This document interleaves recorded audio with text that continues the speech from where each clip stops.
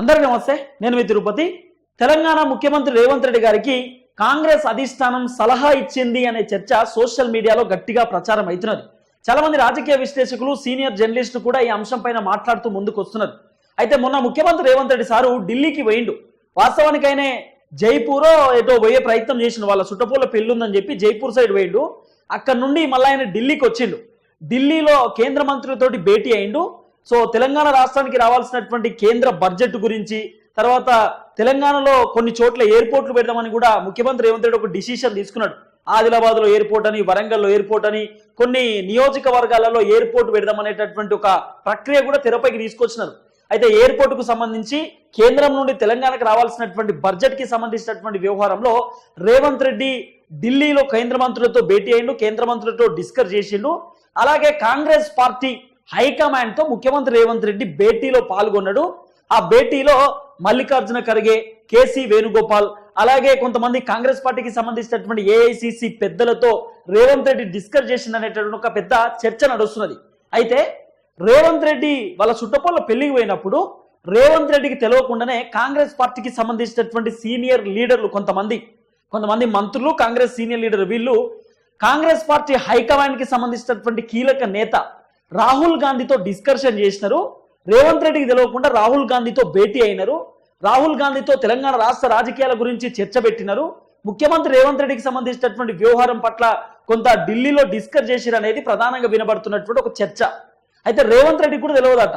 ఇక్కడ నుండి బట్టి విక్రమార్క ఢిల్లీకి పోయింది. బట్టి విక్రమార్క ఢిల్లీకి పోయి రాహుల్ గాంధీతో డిస్కషన్ చేసింది, రాహుల్ గాంధీని కలిసింది. తర్వాత సీతక్క గారు కూడా వాళ్ళు ఢిల్లీకి పోయేటటువంటి ప్రయత్నం చేసినారు. ఇది 10వ తారీఖు, 9వ తారీఖు తెలంగాణ తల్లి విగ్రహం ఓపెనింగ్ అయింది. 10వ తారీఖు అంటే సంవత్సర పాలన పూర్తయిన వెంటనే సీతక్క కూడా ఢిల్లీకి పోయింది. ఢిల్లీకి పోయి సీతక్క కూడా అక్కడ రాహుల్ గాంధీతో డిస్కషన్ చేసింది. ట్విట్టర్లో ట్వీట్ చేసినటువంటి సిచ్యువేషన్ కూడా మనం చూసినాం. సో ప్రియాంక గాంధీ వైనాడు నుండి ఆమె ఎంపీగా పోటీ చేసి గెలిచింది. ప్రియాంక గాంధీకి కంగ్రాచులేషన్ చెప్తూ రాహుల్ గాంధీతో ఒక ఫోటో పెట్టింది. నేను రాహుల్ గాంధీతో తెలంగాణ రాష్ట్ర రాజకీయాల పట్ల నేను కొంత డిస్కషన్ చేసిన, సో ఇన్యాక్టివిటీస్ పాలిటిక్స్ గురించి నేను మాట్లాడేటటువంటి ప్రయత్నం చేసిన అంటూ కూడా సీతక్క ఆమె ట్విట్టర్లో ట్వీట్ చేసినటువంటి సిచ్యువేషన్ మనం చూసినాం. అయితే బట్టి విక్రమార్క ఢిల్లీకి పోయిండు. ఢిల్లీకి పోయినటువంటి బట్టి విక్రమార్క ఎవరితో మాట్లాడిండు ఏంది అని చెప్పి కొంత ఆరాధిస్తే బట్టి విక్రమార్క రాహుల్ గాంధీతో డిస్కషన్ చేసిండు అనేది కొంత వినబడినటువంటి చర్చ. కానీ బట్టి విక్రమార్క మళ్ళీ తెలంగాణకు బ్యాక్ అవుతున్నటువంటి సందర్భంలో ఢిల్లీ ఎయిర్పోర్ట్ లో మీడియా వాళ్ళు అడిగిరట, బట్టి గారు మీరు ఎవరిని కలిసినారు, సో ఢిల్లీకి రావడానికి గల కారణం ఏంది, సడన్ గా ఢిల్లీ ప్రయాణం ఏంటంటే లేదు నేను ఊరికే వచ్చినా, నేను వేరే మీటింగ్కి వచ్చిన, దీపాదాస్ మున్షి కాంగ్రెస్ పార్టీకి సంబంధించినటువంటి ఇన్ఛార్జ్ తో మాట్లాడదామని వచ్చినా అని చెప్పిండట. వాస్తవానికి దీపాదాస్ మున్షి తెలంగాణ రాష్ట్రంలోనే ఉంటుంది. ఆమె Jubilee hills, Banjara hills side ఆమె మంచిగా ఇల్లు కూడా తీసుకుందట. ఆమె హైదరాబాద్ లోనే సెటిల్ అయిపోయింది. ఎవరైనా నాట్ ఓన్లీ దీపాదాస్ మున్షి, పక్క రాష్ట్రం కోల్కతా, కర్ణాటక, ముంబై, మహారాష్ట్ర, లేకపోతే ఏమంటారు అరుణాచల్ ప్రదేశ్, అటు ఇటు నుండి పక్క రాష్ట్రాల నుండి హైదరాబాద్కి వచ్చేటటువంటి వ్యక్తులు ఎవరైనా ఉంటే వాళ్ళు మాక్సిమం హైదరాబాద్లో సెటిల్ అయిపోతారు. సెటిల్ అయిదామనే ఆలోచన కూడా వస్తుంది. ఎందుకంటే ఆ వాతావరణం, ఆ వ్యవహారం, హైదరాబాద్కు సంబంధించిన ఆ నీళ్ళు అట్లుంటాయి. కాబట్టి దీపాదాస్ మున్షి కూడా మాక్సిమం తెలంగాణలోనే ఎక్కువ ఉంటుంది.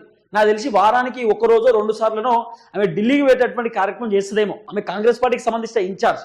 దీపాదాస్ మున్షిని కలవాలంటే బట్టి విక్రమార్క తెలంగాణలోనే కలుస్తాడు కదా, ఢిల్లీకి పోవాల్సినటువంటి అవసరం లేదు కదా. ఢిల్లీకి పోయి అంత అర్జెంట్ గా కలవాల్సినటువంటి అవసరం ఏమున్నది. ఇప్పుడు చర్చ ఏంటంటే దీపాదాస్ మున్షి ఢిల్లీలో, బట్టి విక్రమార్క ఢిల్లీలో. బట్టి విక్రమార్క, దీపాదాస్ మున్షి వీళ్ళిద్దరు కాంగ్రెస్ పార్టీకి సంబంధించిన కీలక నేతలు కదా. వీళ్ళు ఢిల్లీలో రాహుల్ గాంధీతో భేటీ అయినారు. రాహుల్ గాంధీతో కొన్ని అంశాల మీద డిస్కస్ చేసిరు అనేది ప్రధానంగా వినబడుతున్న చర్చ.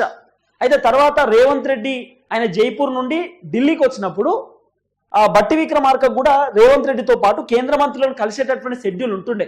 కానీ బట్టి విక్రమార్క రేవంత్ ఢిల్లీకి పోయేసరికి బట్టి తెలంగాణకు వచ్చేసిండు, ఆయన ఢిల్లీలో లేడు. అయితే ఇంకో ట్విస్ట్ ఏంటంటే బట్టి విక్రమార్క రాహుల్ గాంధీని కలిసిండు. సో తర్వాత సీతక్క రాహుల్ గాంధీని కలిసింది.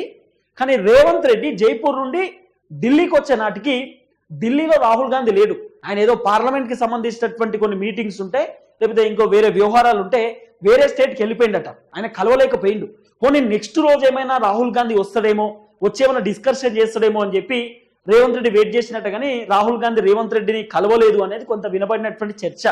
అయితే రాహుల్ గాంధీకి ఆల్రెడీ కాంగ్రెస్ పార్టీకి సంబంధించిన సీనియర్ లీడర్లు చెప్పాల్సిందంతా చెప్పారు. రేవంత్ రెడ్డి ఒంటెత్తి పోకర్లో పోతున్నాడు. ఇప్పటి నుండి కాదు, దాదాపు రేవంత్ రెడ్డి డిసెంబర్ 9వ తారీఖు 2023 నుండి ఇప్పుడు డిసెంబర్ 9వ తారీఖు మొన్నటి దాకా సంవత్సర పాలనలో నడిచినటువంటి చర్చ ఇదే. రేవంత్ రెడ్డి సీనియర్ లీడర్లు చెప్పింది పట్టించుకుంటలేడు, ఓన్ డిసిషన్స్ తీసుకుంటున్నాడు, ఇష్టానుసారంగా వ్యవహరిస్తున్నాడు. కాంగ్రెస్ పార్టీలో 30 years ఇండస్ట్రీ కదా, బట్టి విక్రమార్క, ఉత్తమ్ కుమార్ రెడ్డి, కోమటిరెడ్డి వెంకటరెడ్డి, జానారెడ్డి, వి హనుమంతరావు, వీళ్ళందరూ సీనియర్ లీడర్లు, బడా నేతలు కదా. మరి వీళ్ళ మాట ఎట్లీస్ట్ పట్టించుకోవాల్సినటువంటి చెవున పడాల్సినటువంటి అవకాశం ఉంటుంది కదా. అసలు రేవంత్ రెడ్డి వీళ్ళ డేకను కూడా డేక్తలేడట. బట్టన్న చెప్పిన మాట డేకడు, కోమటిరెడ్డి చెప్పిన మాట డేకడు, తర్వాత ఉత్తమ్ కుమార్ రెడ్డి చెప్పినటువంటి మాట డేకడు. ఆయన పని ఆయనదే, ఆయన ముచ్చట ఆయనదే. ఇక సింహం సింగిల్ గానే పోతుంది అనేటటువంటి ఒక స్టేట్మెంట్ ఉంటుంది కదా. రేవంత్ రెడ్డి కూడా గంతే, ఇక నేను సింహము, నేను సింగిల్ గానే పోతా, నేను అడ్డదారులు దొక్కను, నేను కంచబాటలో పోను, తార్ రోడ్డు మీద పోతా అనేటటువంటి ఆలోచనతోటి ఎవరిని పట్టించుకుంటలేడు. ఎవరు ఇష్టం అన్నట్టు వాళ్ళు చేస్తున్నారు. ఇంకోటి కాంగ్రెస్ లో ఒక చీలికలు వస్తున్నాయి. అంటే కోమటిరెడ్డిది ఒక వర్గం, ఉత్తమ్ కుమార్ రెడ్డిది ఒక వర్గం, బట్టి విక్రమార్కది ఒక వర్గం, ఇంకో లీడర్ది ఒక వర్గం, ఇంకో లీడర్ది ఒక వర్గం, ఇట్లా వర్గపోరు స్టార్ట్ అవుతున్నది. ఈ వర్గపోరుకు చెక్అవుట్ పెట్టాలి. ఒకవేళ ఈ వర్గపోరు కనుక ఇట్లే కంటిన్యూ అయిందనుకో, రేపటి రోజు రేవంత్ రెడ్డిని ముఖ్యమంత్రి పదవిలోకి వెళ్ళి దించాలంటే ఒక వర్గం ప్లాన్ చేయాల్సింది ఉంటుంది. ఇట్లే ఉంటుంది కాంగ్రెస్ తో చర్చ. ఇప్పటి నుండి కాదు, గతంలో నుండి నడిచినటువంటి వ్యవహారమే కదా. రేవంత్ రెడ్డి పిసిసి పదవి ఇచ్చుడుతోటే కోమటిరెడ్డి అలిగిండు, మేము కాదా, మరి మేము సీనియర్ లీడర్లం కాదా, ఆయనకి ఎట్లు ఇస్తారు, ఆయన టీడీపీ నుండి వచ్చినటువంటి వ్యక్తి, ఆయన మన ఎమ్మెల్యేనా, ఎంపీనా, మంత్రి, ఆయన ఎప్పుడున్నాడని చెప్పి కాంగ్రెస్లో మొన్న కాంగ్రెస్లోకి వచ్చినానికి పీసీసీ ఎట్లు ఇస్తారని చెప్పి పెద్ద పంచాయతీ నడిచింది. అవన్నీ మనం చూసినాం. 2020లో పీసీసీ ఇస్తే మస్తు కొట్లాట అయింది. ఆఖరికి ఈయన కింద నేను పనిచేయలేనని చెప్పి పాడి కౌశిక్ రెడ్డి రాజీనామా చేసిండు. తర్వాత రాజగోపాల్ రెడ్డి కాంగ్రెస్ కి రాజీనామా చేసి మునుగోడు ఎన్నికలలో ఆయన భారతీయ జనతా పార్టీ టికెట్ తీసుకొని పోటీ చేసిండు. ఇవన్నీ మనం చూసినాం కదా, మాట్లాడుతూ ముందుకు వచ్చినాం కదా. అయితే ముఖ్యమంత్రి రేవంత్ రెడ్డి మమ్మల్ని డేక్తలేడు, పట్టించుకుంటలేడు. రేవంత్ రెడ్డి మేము ఇచ్చే సజెషన్స్ తీసుకుంటలేడు. రేవంత్ రెడ్డి వల్ల మాకు ఇబ్బంది అవుతుందని చెప్పి కొంతమంది కాంగ్రెస్ పార్టీకి సంబంధించినటువంటి సీనియర్ లీడర్లు హైకమాండ్ కి చెప్పినారు, హైకమాండ్ తో కంప్లైంట్ ఇచ్చారు అనేది ప్రధానంగా వినబడినటువంటి ఒక చర్చ. అయితే రేవంత్ రెడ్డి ఇదే వ్యవహారంలో ఉంటే, రేవంత్ రెడ్డి ఒంటెత్తి పోకడలో ఉంటే హైడ్రా అని చెప్తాడు, హైడ్రా ఓన్ డిసిషన్ తీసుకుంటాడు, ఇల్లులు కూల్చేస్తాడు, వాళ్ళ అన్న ఇల్లుని సేఫ్ జోన్ లో పెట్టుకుంటాడు, లేకపోతే కాంగ్రెస్ పార్టీకి సంబంధించిన ఇప్పుడు ఒక్క లాజిక్ రేవంత్ రెడ్డి ఎట్లా మిస్ అయిందో, ఇప్పుడు హైడ్రా తీసుకొచ్చింది. ఈ హైడ్రాకి సంబంధించి బఫర్ జోన్ ఒకటి, బఫర్ జోన్ తో పాటు ఇదేంటి full tank level FTL.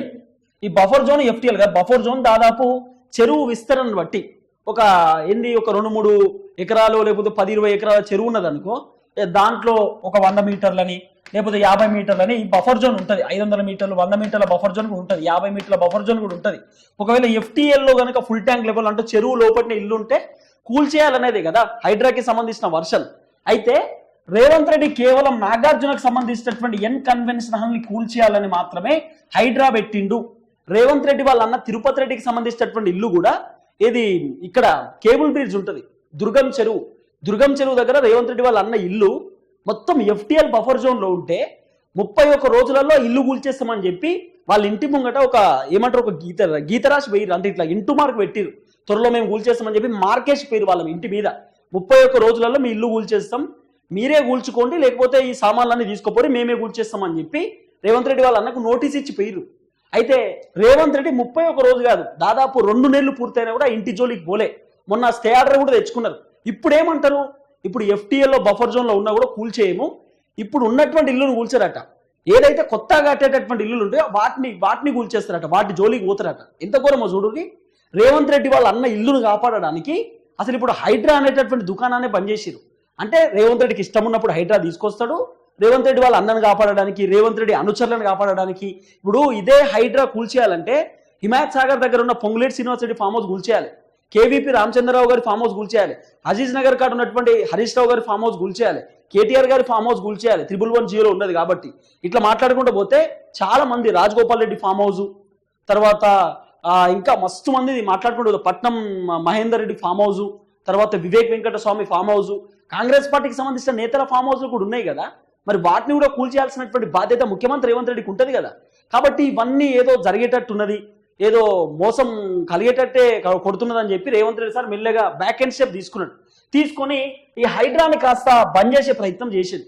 Hydraa బంద్ చేసి ఇప్పుడు ఇంకోటి ఏంది, ఫుట్పాత్ల పక్కన ఇప్పుడు కొంతమంది తెలుసో తెలియకనో ఫుట్పాత్ల మీద కొంత ఛాయ బండో అదోటి ఇదోటి పెట్టుకున్నటువంటి మాత్రం వాస్తవం. ఫుట్పాత్ పక్కన ఒక 100 మీటర్స్ దూరంలో కొంతమంది ఇల్లులు కట్టుకొని ఉన్నారు. అది గవర్నమెంట్ భూములే. ఆ ఇల్లులు కట్టుకొని ఉన్నటువంటి భూములను ఇప్పుడు మొత్తం నేలమట్టం చేసే ప్రయత్నం చేస్తున్నాడు. ఇన్ని సంవత్సరాల నుండి ఏం ఇబ్బంది కాలే. పోనీ ఫుట్పాత్ పక్కన ఉన్నటువంటి భూములతోటి ఇప్పుడు రేవంత్ రెడ్డికి ఏమైనా ఉపాయం ఉన్నదా?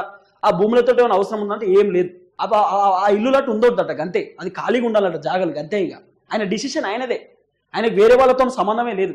రైతు బంధు నాకు ఇష్టం ఉన్నప్పుడే ఇస్తా, రుణమాఫీ నాకు ఇష్టం ఉన్నప్పుడే చేస్తా, తెలంగాణ తల్లిని నా ఇష్టం ఉన్నట్టే క్రియేట్ చేస్తా, నా ఇష్టం అంతా నా ఇష్టం, మీకేంది అనేటటువంటి తరహాలో రేవంత్ రెడ్డి పర్ఫార్మెన్స్ కనబడుతున్నది. ఎవ్వరు చెప్పినా వింటలేడు, ఒంటెత్తి పోకుల్లో పోతున్నాడు. మేము ఏదైనా సజెషన్స్ ఇచ్చినా రేవంత్ రెడ్డి గారు ఇట్లా చేస్తే బాగుంటుంది, ఇట్లా చేస్తే బాగుంటుంది. సో మేము గతంలో 30 years ఇండస్ట్రీ కదా, మేము కీలకమైనటువంటి పదవులు ఉన్నాం కదా. ఉత్తమ్ కుమార్ రెడ్డి పీసీసీగా పనిచేసిండు, కోమటిరెడ్డి కీలకమైనటువంటి పదవులలో ఉన్నాడు, తెలంగాణ ఉద్యమకారులు వీళ్ళంతా. కాబట్టి మేము చెప్పింది అట్లీస్ట్ విను అని చెప్పి ఈ సీనియర్ లీడర్లు రేవంత్ రెడ్డి చెప్పిన నాకంటే ఎక్కువనే మీరు నన్ను ముఖ్యమంత్రి కుర్చీలో కూర్చోబెట్టిరు, గింత పెద్ద కుర్చీ కథ, హాట్ సీట్లో కూర్చున్నావు కాబట్టి నేనే చేసుకుంటా, మీకు సంబంధం లేదన్నట్టుగా వ్యవహరిస్తున్నాడు రేవంత్ రెడ్డి. ఎవరిని పట్టించుకుంటలేడు, ఆయన ఇష్టం ఉన్నట్టు వ్యవహరిస్తుండు, ఓన్ డిసిషన్స్ తీసుకుంటున్నాడు. రేవంత్ రెడ్డి నిర్ణయాల వల్ల కొంత కాంగ్రెస్ పైన తెలంగాణ ప్రజలు వ్యతిరేకంగా మారినారు, వ్యతిరేకత వచ్చింది. మేము రేవంత్ రెడ్డికి చెప్పినాం ఇంత వ్యతిరేకత వస్తుంది, రేవంత్ రెడ్డి గారు చెయ్యొద్దు, ఇబ్బంది పడతామని చెప్పినప్పటికీ కూడా రేవంత్ రెడ్డి వినకుండా ఆయనకు కావాల్సినటువంటి పనులు ఆయన చేసుకున్నాడు. మాకేం సంబంధం లేదు, అంత రేవంత్ రెడ్డి వ్యవహారమే కనబడుతున్నది. ఇప్పటికన్నా మా మాట వినమని చెప్పండి, ఇప్పటికన్నా మేము ఇచ్చే సజెషన్స్ రేవంత్ రెడ్డి గారు అట్లీస్ట్ వినమని చెప్పండి అని చెప్పి అధిష్టానానికి కంప్లైంట్ ఇచ్చారట సీనియర్ లీడర్. ఇచ్చుడుతోటే కాంగ్రెస్ పార్టీ హైకమాండ్ కూడా ముఖ్యమంత్రి రేవంత్ రెడ్డి గారికి చెప్పినారట, ఎట్టి పరిస్థితులలో మీరు సీనియర్ లీడర్లు చెప్పింది వినండి, మీ ఒంటెత్తి పోగొళ్ళు పోదామంటే నడవది. మీకంటే సీనియర్లు ఉన్నారు, 30 years ఇండస్ట్రీ ఒక్కొక్కరు కాంగ్రెస్ పార్టీలో పుట్టి పెరిగిరు, కాంగ్రెస్ పార్టీలో ఓనమాలు నేర్చుకున్నారు, కాంగ్రెస్ పార్టీలో ఉన్నారు, కాంగ్రెస్ పార్టీలో పోతారు. అంత మంచి సీనియర్ లీడర్లు ఉన్నారు. సో మీరు ఇప్పుడిప్పుడే అధికారంలోకి వచ్చారు, మీకు అడ్మినిస్ట్రేషన్ కూడా పెద్దగా తెలియదు కదా. అడ్మినిస్ట్రేషన్ తెలిసినటువంటి వ్యక్తులు ఉన్నారు, 10-15 సంవత్సరాల నుండి శాసనసభలో ఉన్నటువంటి వ్యక్తులు ఉన్నారు, క్యాబినెట్ హోదాలో ఉన్నటువంటి వ్యక్తులు కూడా ఉన్నారు. అప్పుడు గతంలో వైఎస్ రాజశేఖర రెడ్డి ఉన్నప్పటి నుండి ఉన్నటువంటి వ్యక్తులు కూడా దాంట్లో ఉన్నారు. ఇంకా కాంగ్రెస్లో వాళ్ళకి అన్ని వ్యవహారాలు తెలుసు. వాళ్ళు చెప్పిన మాట కొంత వినండి, మీ ఓన్ డిసిషన్స్ తీసుకోకండి, వాళ్ళు చెప్పింది కూడా పట్టించుకోమని చెప్పి ముఖ్యమంత్రి రేవంత్ రెడ్డికి అర్థమయ్యేటట్టు కాంగ్రెస్ హైకమాండ్ చెప్పింది అనేది వినబడుతున్న చర్చ. అందుకే రేవంత్ రెడ్డి సార్ ఈ మధ్యకాలంలో చాలా మంది మంత్రులను కలుపుకొని ముందుకు పోతున్నాడు.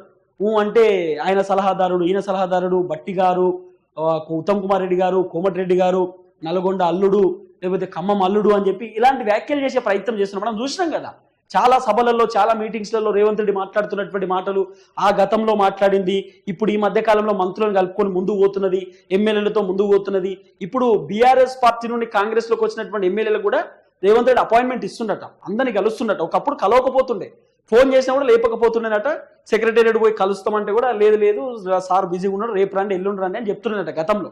రేవంత్ రెడ్డి ఎప్పుడైతే ఢిల్లీకి పోయిండో, ఢిల్లీ హైకమాండ్ రేవంత్ రెడ్డి గారికి ఎప్పుడైతే ఎంత సలహాలు ఇచ్చిందో, ఎంత వార్నింగ్ ఇచ్చిందో అంత వార్నింగ్ ఇచ్చిన తర్వాత సెట్ అయిండు రేవంత్ రెడ్డి. ఇప్పుడు బాగానే ఉన్నాడు, మాతో కలిసి ఉంటుండ అనేటటువంటి ఒక ప్రధానమైన చర్చ నడుస్తున్నది. ఇంకో పంచాయతీ కూడా అవుతున్నది. ఆ పంచాయతీ ఏందనేది నేను నెక్స్ట్ వీడియోలో కూడా చెప్పే ప్రయత్నం చేస్తా. ఇవన్నీ అంశాలు కూడా సోషల్ మీడియాలో ఒక పెద్ద చర్చ నడుస్తున్నది. చాలా మంది రాజకీయ విశ్లేషకులు, సీనియర్ జర్నలిస్టులు కూడా ఇవన్నీ అంశాలను మాట్లాడుతూ ముందుకు వచ్చేటటువంటి ప్రయత్నం చేస్తున్నారు. అంతెందుకు కాంగ్రెస్ లో కూడా చర్చ నడుస్తున్నది.